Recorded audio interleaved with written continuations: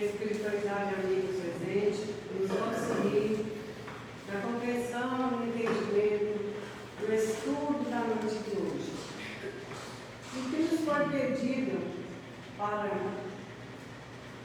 trabalhar, para refletir juntos, é sobre a doutrina espírita, para juntos podermos entender o que é doutrina espírita, ou doutrina dos espíritos, como queiramos chamá-la, porque foi chamada de doutrina espírita ou doutrina dos espíritos. Aí, primeiramente, eu acho muito interessante a gente entender o que é uma doutrina. O que é uma doutrina?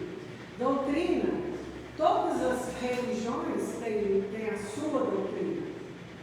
Existe a doutrina católica, a doutrina evangélica, todas as religiões. Então, doutrina não é só espírita. Então, por que então foi chamada doutrina espírita? Aí a gente buscou entendimento do que é uma doutrina.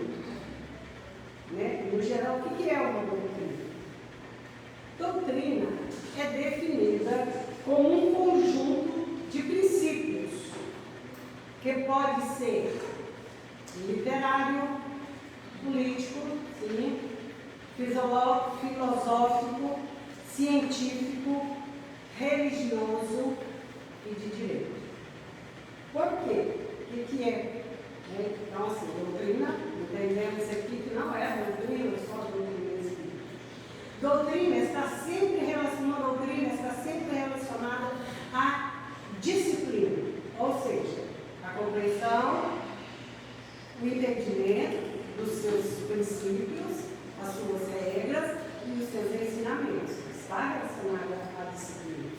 Em qualquer coisa relacionada ao ensino ou aos ensinamentos, é propagada de várias maneiras, em pregações, em ensinamentos, em opiniões, em textos e em obras.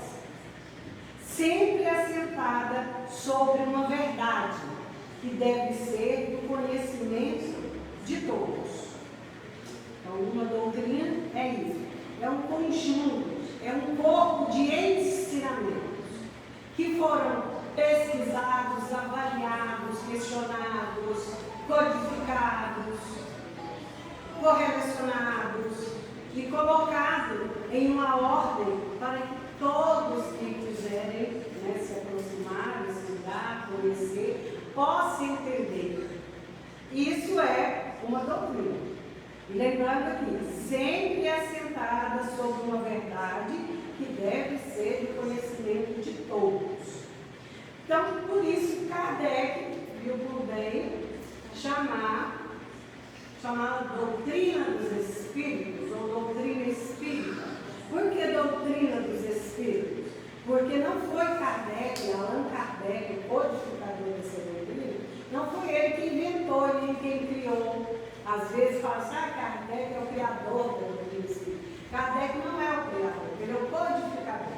É aquele que recebeu instrução do plano espiritual, de espíritos superiores, espíritos da falange de Jesus, que veio e passou por Kardec. Kardec recebeu e a codificou. E a gente vai entender o que é essa codificação aí.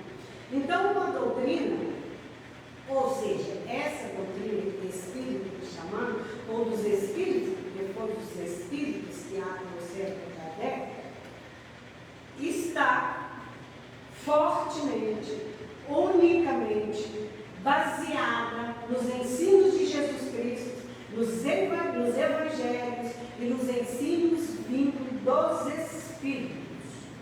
Então veja bem, é uma doutrina firmemente, unicamente baseada nos ensinamentos de Jesus.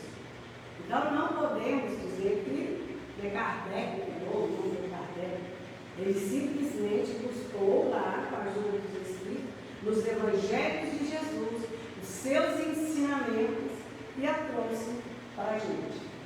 E essa doutrina, para entender mais bem, ela tem os seus princípios, as suas disciplinas, os seus aspectos, todos baseados nesses ensinamentos de Jesus. Não foram os espíritos que inventaram ao bel prazer e trouxe, não, são tudo baseado nos ensinamentos de Jesus. Unicamente, fortemente baseado nos ensinos de Jesus. E ela se apresenta sob 3 pilares. O que a gente entende por pilares? Pilares não é colunas, não é o que sustenta, né? A gente tem edifícios que têm seus pilares, seus colunas. Então, são bases fortes que a sustentam. E esses 3 pilares são ciência, filosofia e religiosidade. Por que nós não falamos religião? Porque ela nos conduz com a comprovação da ciência, com a filosofia dos espíritos, ela nos conduz a um religar. O que é a palavra religião? Oriunda lá do latim, quer dizer religar. Então, quando a gente se afasta de Deus e a gente busca em uma religião, é o processo de nos religarmos com Deus, de nos aproximarmos de Deus. Então, é uma doutrina que está sobre esses 3 pilares, se apresenta sobre esses 3 pilares: a ciência, a filosofia e as consequências religiosas. Porque quando conhecemos os seus ensinamentos, o que ele desvenda, porque na verdade Kardec foi lá e tirou o véu da letra, que quando Nicodemos chega para Jesus e pergunta assim: Senhor, o que eu preciso fazer para ganhar a vida eterna? Jesus fala para ele: é preciso que nasça de novo. E ele questiona Jesus: mas como assim nascer de novo? Eu, um homem velho, voltar para o ventre da minha mãe? O entendimento dele naquela época era lógico. E todos esses 2000 anos de ensinamentos de Jesus, até hoje, muito de nós temos dificuldade de entender esse nascer de novo. O que Jesus quis dizer com isso? O nascer de novo, o nascer da água. Por quê? Por que nascer da água? O que Jesus quis dizer? O que é nascer de novo? É um dos princípios dessa doutrina espírita, a reencarnação, que é a oportunidade de nascer de novo, de renascer. Sabemos nós, estudantes da doutrina espírita, que a reencarnação é a oportunidade bendita que nos concede Deus. Na verdade, é o perdão que Deus nos concede pelos erros que nós cometemos. Deus não vai falar para você: não, tá bom, eu te perdoo. Não, tem consequências e temos que redimir qualquer erro que tenhamos cometido. Então, quando nós vivemos uma vida inteira, desencarnamos e voltamos lá para o mundo espiritual, para o mundo dos espíritos, porque sabemos que quando a doutrina espírita aprendemos que a morte não existe, que a vida continua além. A gente nem fala mais vida além da morte, é vida além da vida. Vida além dessa vida que estamos vivendo, ela continua, ela segue da mesma maneira que vivemos aqui. Se formos bons, voltaremos para planos espirituais onde a vontade, o bem, a beleza, o amor vibra. E estaremos lá, porque temos o bem em nós. Ao contrário, se formos mal, cruéis, vamos para onde? Para lugares onde o mal, o ódio reina. E aí vai haver choro e ranger de dentes, e aí vai haver sofrimento. Até que o espírito se curva perante a divindade e pede a oportunidade de consertar seus erros. Pede perdão a Deus e a oportunidade de consertar seus erros. Aí Deus diz para ele: sim, meu filho, volta, vai lá e conserta seu erro. Por isso que nós falamos, no doutrina espírita, nos fala que a reencarnação não é de endereço. Sempre reencarnamos, sempre voltamos na mesma família, junto com aqueles que são espíritos que amamos muito, que nos amaram muito, ou também espíritos inimigos de vida passada, onde precisamos aprender a amar e a perdoar. Esse é o papel da doutrina espírita de Kardec, de tirar o véu da lei. e a gente entender do nascer de novo que Jesus fala, outros credos, outras religiões falam que é o momento do batismo. Não, não é. Que é só a transformação, não é. É a oportunidade mesmo de deixar essa vida, essa existência, voltar e lá aprender, entender, querer mudar, querer transformar e ter a chance de nascer de novo. Esse é um dos princípios dessa doutrina. É o tirar o verdadeiro. E isso, por que ele é assentado sobre esses 3 pilares? Porque a ciência prova isso para a gente. Jesus não falou, é preciso que nasças da água. Não é verdade? Como assim nascer da água? Aí lembramos nós que fomos gerados no ventre materno, na bolsa de água, né? Mas por que água? Aí a gente vai mais além, buscando os ensinamentos dos espíritos, claro, dos espíritos superiores, que eles nos ensinam. Nós vivemos num planeta Terra, que é um planeta aquático. Por quê? Sabemos nós que só um terço do planeta é terra, o resto é só água. Portanto, né, somos um planeta de água. O nosso corpo, nós temos o quê? 70%, mais de 70% só água. Por isso que Jesus disse, eu preciso nascer na água, voltar a esse planeta água. Nascer da água, lá no ventre da mãe. E a água que está em nosso corpo não é água que limpa, que transforma, que tira as impurezas, que lava as sujeiras, assim lava a nossa alma. Por isso que Jesus ensinou isso. E é isso que essa doutrina veio ensinar para a gente. E Kardec foi lá e destrinchou isso. Ensinou para a gente que a reencarnação é essa oportunidade bendita, é esse o perdão que nos deu. Isso a ciência prova. Outra coisa de estarmos aqui nesse planeta. A gente vai ao médico e o médico nos pede um hemograma, um exame de sangue. A gente pede para ver os nossos níveis de ferro, de manganês, de zinco e tantos outros minerais que é composto o planeta Terra. Também isso é explicado pela ciência. Por quê? Porque o nosso corpo físico, e quando desencarnamos, a alma segue o espírito, segue o corpo físico na Terra. Porque o corpo é feito dos elementos que existem no planeta Terra. Os elementos todos que foram na formação do planeta, está aqui no nosso corpo, na nossa corrente sanguínea, nas nossas células, nos nossos nervos. Então, por isso que Jesus disse, eu preciso renascer de novo, voltar, viver de novo. Isso é a ciência, sim. André Luiz, em seus livros, nos fala de uma clareza, um livro, Evolução em Dois Mundos, é ciência pura, é entendimento, a gênese que é a ciência pura. O livro dos Espíritos, tudo fala assim, e fala também da filosofia do amor, né, do sentimento de aprender a amar, aprender a perdoar.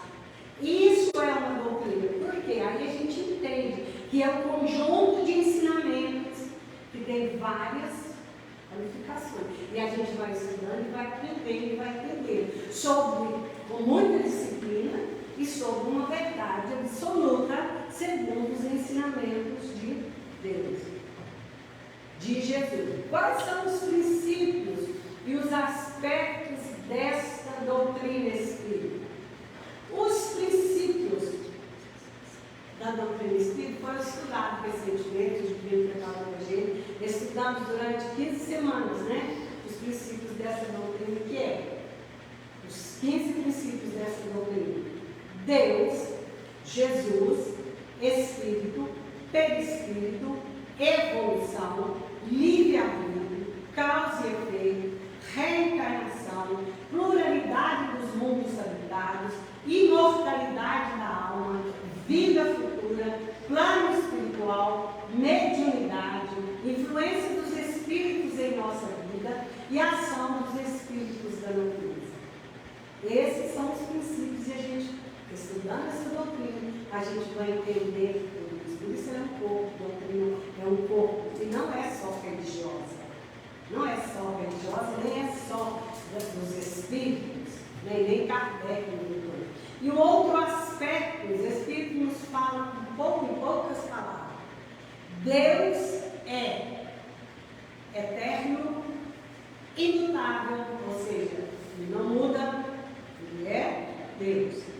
Imaterial, ele não tem esse corpo de nós, de carne que nós temos, então nós só vamos tirar da ideia aquela história daquele velhinho vagabundo que você está lá no trono. Deus é imaterial, Deus não é matéria, não é, é imaterial.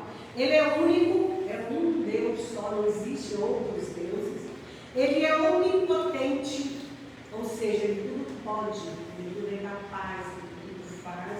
E ele é onipresente, ele está constantemente presente em qualquer lugar da sua criação. Tudo que ele criou, ele está presente em qualquer lugar, seja aqui em outro país, em outro continente, em outro hemisfério, em outro mundo, no universo todo. Até já não, a ciência não fala mais em universo, porque o universo não dá uma ideia de único, né? É só uma coisa, não é mais o universo. A ciência já fala em poliverso.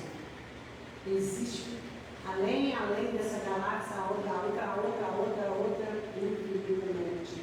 Então, e Deus é onipresente em toda a sua criação, pois foi tudo criação divina. É claro que também sabemos, quando a gente fala, mas como assim?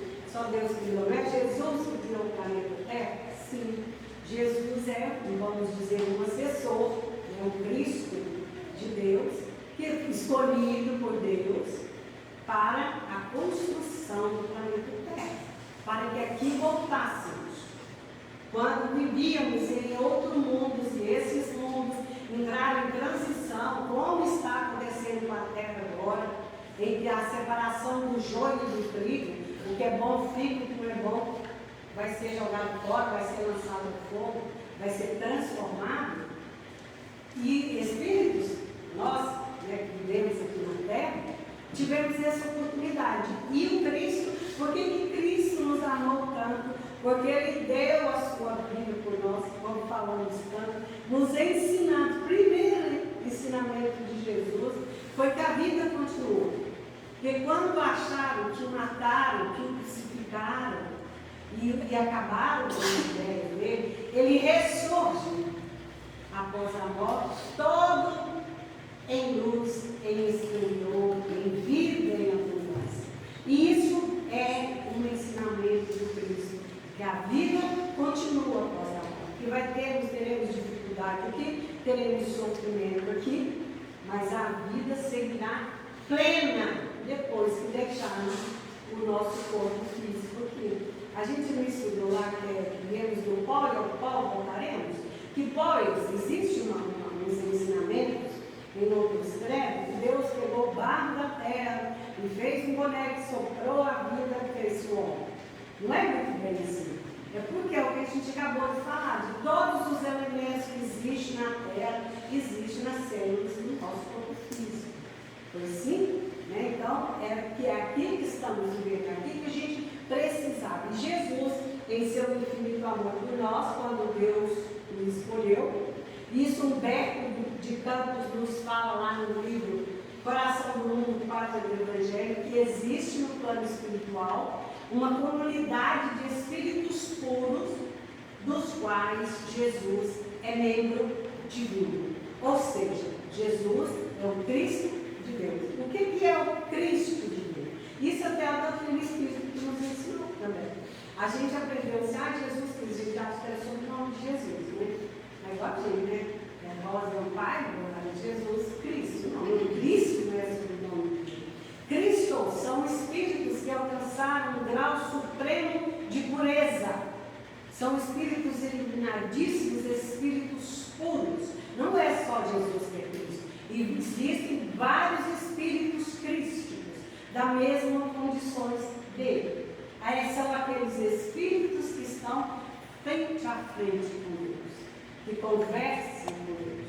Por isso Jesus é chamado médium de Deus, porque ele trouxe, igual nós conhecemos, os médios da doutrina espírita, que nos traz os ensinamentos dos Espíritos de Deus, de Jesus é o de Deus, que trouxe até nós. Porque nós, na nossa condição ainda, tão pequenos, espíritos tão devedores ainda, a gente não tinha como sincronizar assim com Deus, não. Aí veio Jesus com o seu amor e veio nos ensinar e nos mostrar.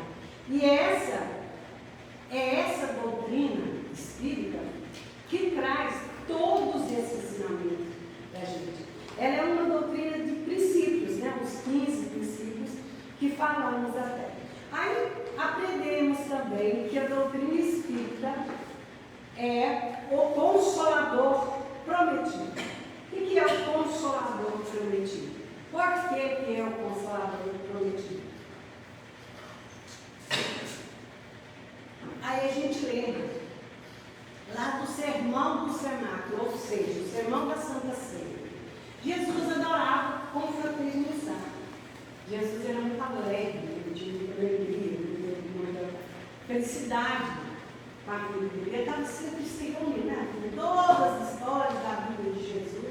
Tem uma festa no meio, ele estava numa festa, transformado no vinho, e sempre reunido com seus discípulos, enfim. E o cenáculo era um lugar, vamos dizer assim, como conhecemos hoje um restaurante, uma lanchonete, que a gente convida com um amigo, vai lá no restaurante tal, a gente almoça, a gente troca ideia, a gente conversa, existe muito negócio, assim, amigo, existe isso. Então, o cenáculo era um ambiente dessa época, era um lugar onde se reuniam para refeições e confraternizavam. E Jesus, quando já se aproximava o sacrifício do Calvário, quando ele já estava bem próximo, ele já sabia que ia ser preso, e enfim, ia passar por todo o processo do Calvário, ele reúne esses discípulos, e está lá em João, capítulo 23. Só a gente está na Bíblia, que a gente pode escalar. João relata isso para a gente. Ele convida esses amigos para essa ceia, e denominaram Santa Ceia por causa da presença de Jesus. Né? E Jesus se reúne com eles, e Jesus começa a dar dicas, dar informações de que iria embora. Ele fala, vai, eu voltarei para o meu Pai. Se aproxima o momento em que eu devo ir. Aí eles ficaram todos preocupados, mas como assim, mestre? Como assim você vai embora? Quem seremos nós sem a sua presença, sem você junto? Mas ele fala, é preciso que eu vá, é necessário que eu volte para o Pai. E até nesse mesmo cenário, nesse mesmo Santa Ceia, tem até a passagem da lavagem dos pés dos discípulos, né? Que ele dá uma prova imensa de humildade. E isso era, aí lá no sermão conta que Jesus pega uma toalha, cinge-se com uma toalha, ou seja, amarra com uma toalha, e isso era condição de escravos da época. As casas dos senhores ricos tinham seus escravos, e quando chegavam visitas importantes para o lanche, para o almoço, os escravos vinham com uma bacia, um jarro de água, uma toalha amarrada na cintura, lavavam os pés dos convidados, dos seus senhores, para depois eles irem à mesa. Jesus fez isso com os discípulos. E eles não queriam. Pedro era mais afoito, mais contraditório, que gostava de questionar muito. Fala, não, Senhor, jamais eu vou permitir que você lave meus pés. E ele fala para Pedro, se não deixarem que eu te lave teus pés, não fazes parte comigo. Ele mostrou olha, ele se cingiu como um escravo, numa condição de escravo, e lavou os pés. Tirou a poeira dos pés, que na época não existia carros, meios de transporte, eles caminhavam a pé. Por isso as casas ricas recebiam os seus convidados e lavavam os seus pés, tiravam as poeiras dos pés, para que eles se sentissem mais confortáveis durante essas refeições. E Jesus faz isso também.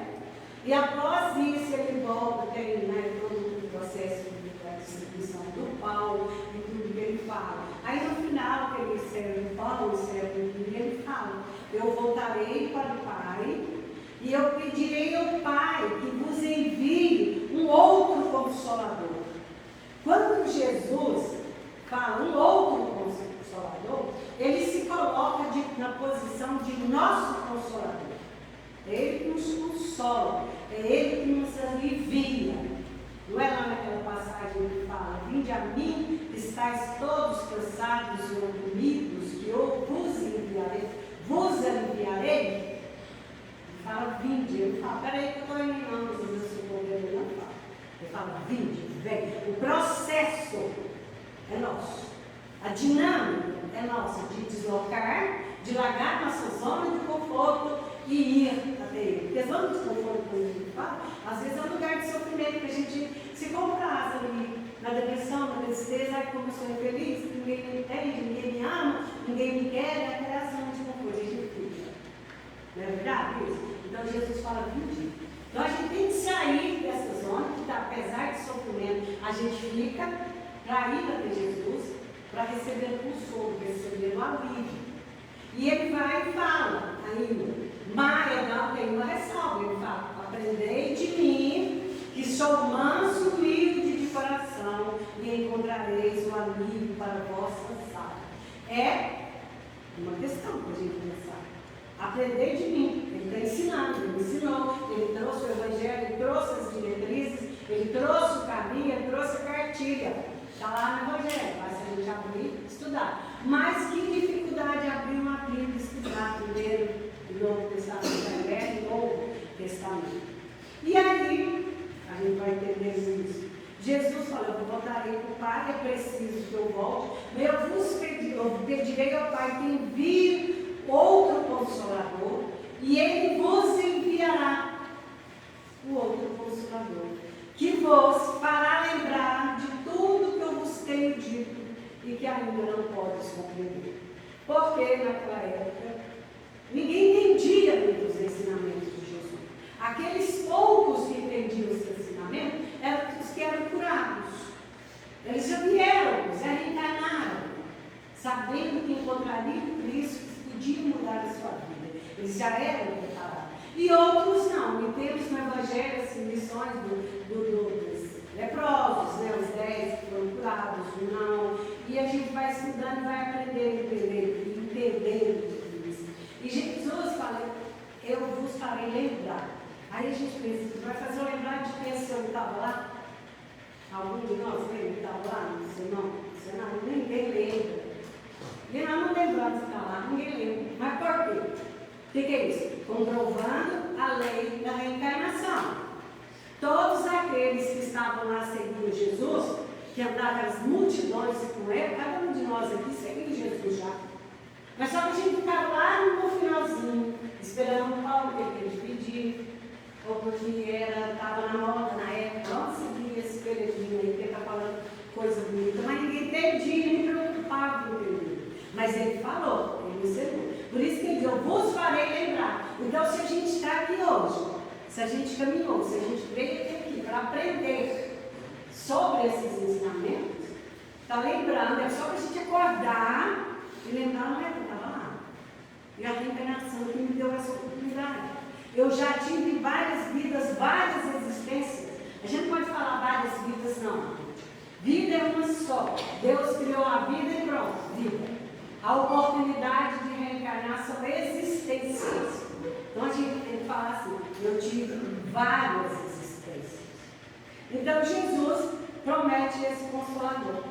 E quando esse Consolador veio, numa época muito difícil da humanidade, não é verdade? Quando Kardec começa a entender isso, a humanidade vivia tempos difíceis, mas já tinha entendimento, já tinha convivido com Cristo e com tantos outros, com Francisco de Assis, com Antônio de Pádua e tantos outros espíritos que hoje chamamos de santos, que vieram, são precursores de Jesus, são enviados de Jesus, que vieram nos ensinar, e a gente continua amarradinho no tempo.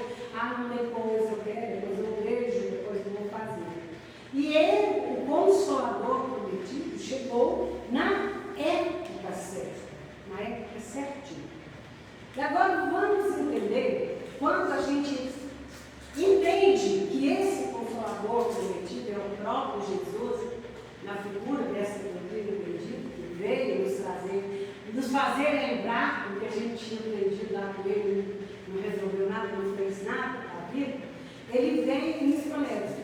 Ele veio me escolher por isso. E quando ele chega para Kardec, a espiritualidade se aproxima de Kardec, porque Kardec vai perceber, foi convidado para ver as mesas que giravam, que se elevavam, que escreviam, pranchetas que escreviam, que traziam mensagem dos supostos mortos. Kardec viu aquilo, Kardec já tinha vindo preparado para isso, mas ele não lembrava. Aí ele foi pesquisando, até que ele entendeu, que ele compreendeu o que era a mensagem que ele tinha que fazer, porque Kardec teve medo. Quando ele ficou sabendo que era ele que ia fazer a doutrina dos Espíritos, o Consolador prometido, ele teve medo. E ele falou, mas se eu não der conta, eu não vou dar conta, eu estou com medo. Aí um espírito que o acompanhava, o senhor mentor, chamado Zéfiro, chega para ele e fala, Kardec, ele era de Bahia, ele era professor de Bahia, fala para ele, se você não quiser, a missão é sua. É sua. Se você não quiser, não tem problema não, tem quem faz. Agora, se você quiser, também é sua. Se você quiser, a gente está aqui para te ajudar. Aí Kardec, não quiser fazer isso, eu vou trabalhar. E Kardec codificou a doutrina. A gente fala codificação Kardeciana. Kardec codificou essa doutrina. O que é codificar? O que é um código? O que é código? O que é a codificação dessa doutrina?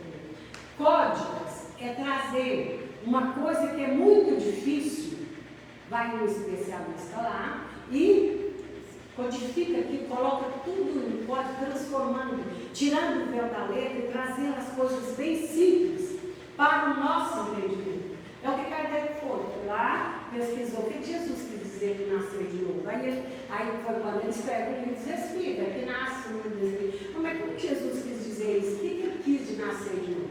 Os Espíritos vão ensinar tudo para ele, vai mostrar para a gente. Foi lá no livro dos Espíritos e ensina para a gente. Isso é codificar, é transformar o que é difícil em fácil para o nosso entendimento. Isso faz parte de uma doutrina, que é de conhecimento e ensinamento. Um exemplo básico, é fácil para a gente entender, aí nós vamos falando assim, está nas redes sociais, estou conectado,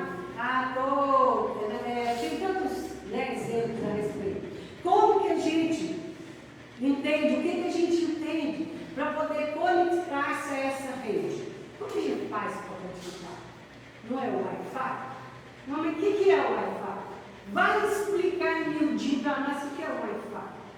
Como que é o processo que ele pega lá no mundial, na série, que é internet em inglês, quer dizer, net significa rede, e inter é uma rede misturada, emaranhada. E é o que acontece lá na rede de computação, de comunicação, é isso. Aí o que eles fizeram para a gente entender como que a gente vai conectar-se à rede? Não é com o sinal do Wi-Fi? E como que a gente vai entender o sinal do Wi-Fi? Não é um Wzinho lá? Um gênio lá, a ciência da computação, falou, não, vamos botar uma coisa que tem que entendi. Aí quando eu cheguei no lugar, estava um Dzinho, porque tem internet, cadê a senha? É isso que acontece? Codificaram isso. Kardec foi lá e trouxe, transformou aquela dificuldade de nascer de novo, como é que eu vou entrar no ventre da minha mãe? Aí ele explica, não, você vai nascer de novo, por quê? Você vai desencarnar e vai ter a oportunidade de voltar. Isso é doutrina espírita. E aí a gente vai entender esse Consolador prometido que Jesus trouxe, o que é esse Consolador? Aí na Semana Espírita do ano passado, depois da pandemia, tivemos uma Semana Espírita e teve vários temas. E eu fiquei com esse tema de Kardec, Consolador prometido, Jesus, doutrina espírita, enfim.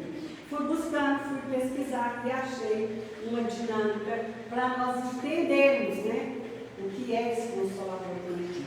Então a gente vai agora, nos minutinhos finais que nós temos, gente, isso tem muita coisa ainda para ser explicada. Com esse tempo que nós temos, não é possível, a gente sabe, é impossível. Mas podemos, finalmente, quando nós presidente lá dizer, marca por semana, a gente continua esses ensinamentos. Então vamos numa dinâmica aí. Vamos fechar os nossos olhos, todo mundo fecha os seus olhos. E segue as minhas palavras, por favor. Imaginai um quarto escuro, úmido, frio, sem luz, sem calor, exalando emanações perigosas de germes, bactérias, vírus, mal cheirosos.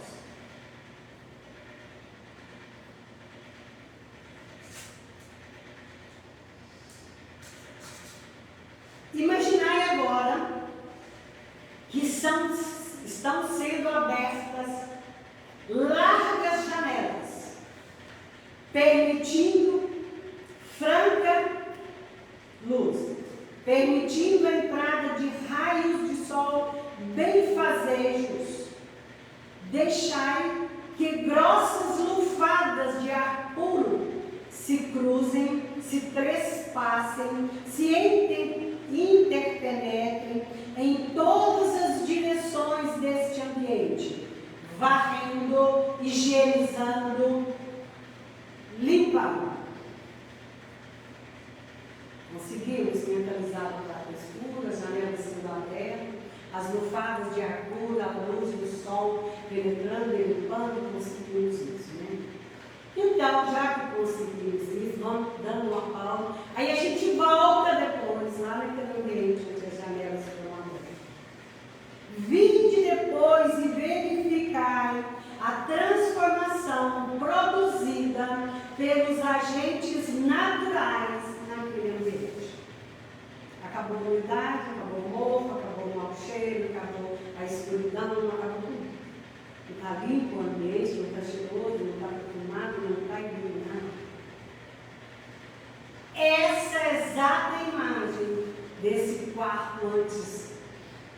Frio, úmido, escuro. E agora, todo iluminado. É o coração humano, depois que as luzes do Consolador prometido por Jesus o perante. Veja, depois que a gente conhece todos os livros, e depois que a gente tem esse conhecimento, que a doutrina é o Consolador que Jesus prometeu, é Jesus voltando em nós.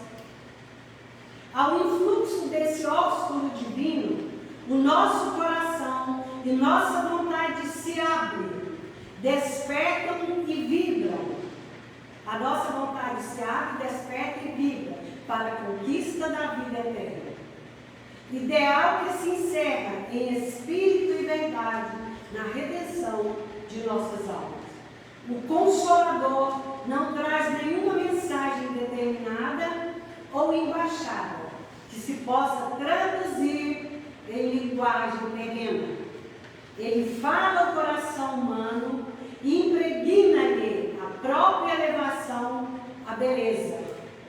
Quando a gente conhece essa doutrina de amor, quando a gente a reconhece como o Consolador prometido por Jesus, o nosso coração se eleva em busca da beleza. É-lhe concedido parte da luz do seu divino brilho. Lhe dá uma paz que só se desfruta nos páramos eternos, daquela doçura que só se flui nos céus. Páramos eternos são dimensões celestiais superiores, local onde se habitam espíritos puros. E a partir do momento que a gente abre as janelas do nosso coração e permite essa luz chamada Jesus, a transformação é imediata. Não é que hoje eu vou dormir, acordar, amanhã eu vou estar pura, ter um espírito puro, não. É um processo. Lá quando se abre as janelas do quarto escuro, não vem o vento, não vem o sol, e todo aquele processo de limpeza é demorado, e nós assim também. Mas deve partir de nós essa vontade de transformação e entender que essa doutrina é Jesus voltando até nós. Por que Consolador prometido? Porque sua mensagem é de fácil entendimento. Não foi fácil a gente compreender de hoje o que é essa doutrina quis me dizer? E ficou muito mais fácil entender. Sendo destinada a todas as pessoas, sem exceção, pois ao mesmo tempo que nos esclarece, nos abraça, nos auxilia, nos consola, principalmente todos aqueles que passam por aflições e buscam esclarecimentos espirituais. Essa é a mensagem do Espírito. Esse é o porquê de ser o Consolador definitivo. Então, que tenhamos essa semana, esse mês que se finda e o outro que inicia, para começarmos a colocar a Bíblia nos nossos corações para essa doutrina e buscando estudá-la. Porque vir à casa espírita, receber o passo, ouvir a palestra, não é garantido e a gente vai levando, não é elevação, não. É preciso que o trabalho nosso dia para Jesus. Como que a gente vai? Reconhecendo quem é esse Espírito de tamanha grandeza, de tamanha beleza, que veio para nos auxiliar. Ele não veio nos salvar, ele veio nos ensinar a ser salvos. Ele falou para ninguém, Senhor, eu ia te curar. Ele fala, não, quando ele curava, ele fala, a sua fé te curou. Então depende, salvação está dentro de nós, depende de cada um de nós, da nossa transformação. Que Jesus nos abençoe e que uma outra